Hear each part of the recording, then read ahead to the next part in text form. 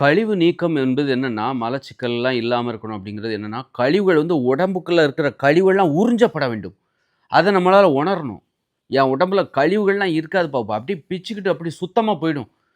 இருக்கிற ஒவ்வொரு கழிவும் அப்பப்ப பார்த்தா ஏதோ உறிஞ்சு எடுக்கப்பட்டது போல உணரணும்.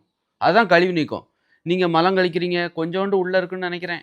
முழுசுமா வெளிய போச்சு நம்புறேன். ஆனா கொஞ்ச நேரத்தில வந்தது அப்படின்னா என்ன அர்த்தம்? அப்ப இவ்ளோ கழிவுகள் உள்ள இருக்கா? அப்படின்னு நமக்கு தோணும். நம்ம ஃபுல்லா முழுதும் வெளியேறிடுச்சுன்னு நெனைப்போம். அப்பாடா! வயிறு கிளீன் ஆயிடுச்சு அப்படின்னு நெனைப்போம். ஆனா கொஞ்ச நேரத்தில திரும்பவும் நம்ம எதுவுமே சாப்பிட்டுருக்க மாட்டோம். திரும்பவும் மலம் வரும். அப்ப பார்த்தா கொஞ்சம் கழிவுகள் வரும். அப்ப நம்ம முதல்ல நெனைச்சோமே அது பொய்யா?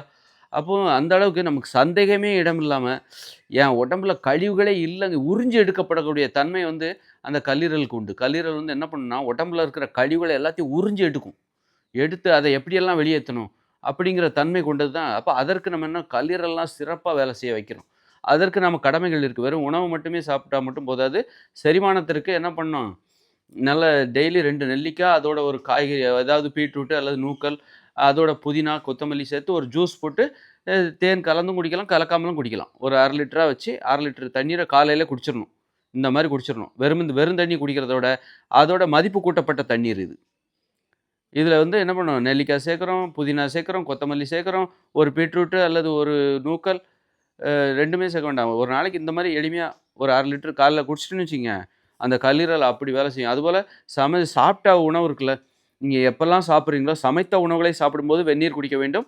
பச்சை உணவுகளை சாப்பிடும்போது பச்சை தண்ணீர் தான் குடிக்கணும். அதுபோல சமைத்த உணவுகள நீங்க சாப்பிட்டு முடிச்ச உடனே, இஞ்சி சாறு, எலுமிச்சை சாறு, பூண்டு சாறு, ஆப்பிள் சிடர் வினிகர் அ இந்த இதை கலந்து சிம்ல வச்சு கொதிக்க வச்சு 1/2 மணி நேரம் கொதிக்க வச்சு, அதற்கு ஈடாக தேன் கலந்து ஆறிய பிறகு, இந்த கலவை ஆறிய பிறகு அதற்கு ஈடாக தேன் கலந்து உங்க வீட்ல ரெடியா வச்சுக்கணும். எப்பல்லாம் சமைத்த உணவுகள சாப்பிடுறீங்களோ, அப்பல்லாம் நீங்க சுடு தண்ணீர்ல சு ரொம்ப சூடா இருக்கக்கூடாது. சுடு தண்ணீர்ல இந்த ஆப்பிள் சிடர் வினிகர், இஞ்சி சாறு, பூண்டு சாறு, எலுமிச்சை சாறுலாம் இருக்குல்ல, இத வந்து கலந்து வச்சிருக்கீங்களா தேன் கலந்து, அத ஒரு 20 எம்எல் கலந்து நீங்க குடிக்கணும்.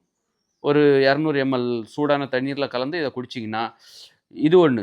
ஏற்கனவே நெல்லிக்காய் சொன்னேன். இந்த மாரி பண்றது மூலமா, அதுபோல இப்படி பண்றது மூலமா உங்க உடம்புல இருக்கிற கழிவுகள் உறிஞ்சப்படும். அது மாரி அரிசி, கேழ்வரகு, கோதுமையும் சாப்பிடக்கூடாது. சாப்பிட்டீங்கன்னா, இதெல்லாம் அந்த அளவுக்கு பெரிய பலன்லாம் தராது. காலையில 11 மணி வரைக்கும் உண்ணாவிரதம் இருக்கணும். உண்ணாவிரதம் இருந்துச்சு அரிசி, கேழ்வரகு, கோதுமையும் சாப்பிடக்கூடாது. மைதா, வெள்ளச்சீனி, நாட்டு சர்க்கரை சாப்பிடாதீங்க.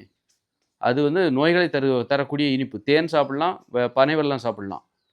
பனை வெல்லம் அற்புதமான பொக்கிஷம். அத வந்து சாதாரண இந்த நாட்டு சர்க்கரைக்கு குப்பை உணவு அதுக்காக நம்ம பனை வெல்லத்த இழந்துட்டோம். பனை வெல்லம் தாராளமா கிடைச்சது தமிழ்நாட்ல ஒரு காலத்துல. அத நம்ம வளர்த்து மேம்படுத்தாம தவறிட்டோம்.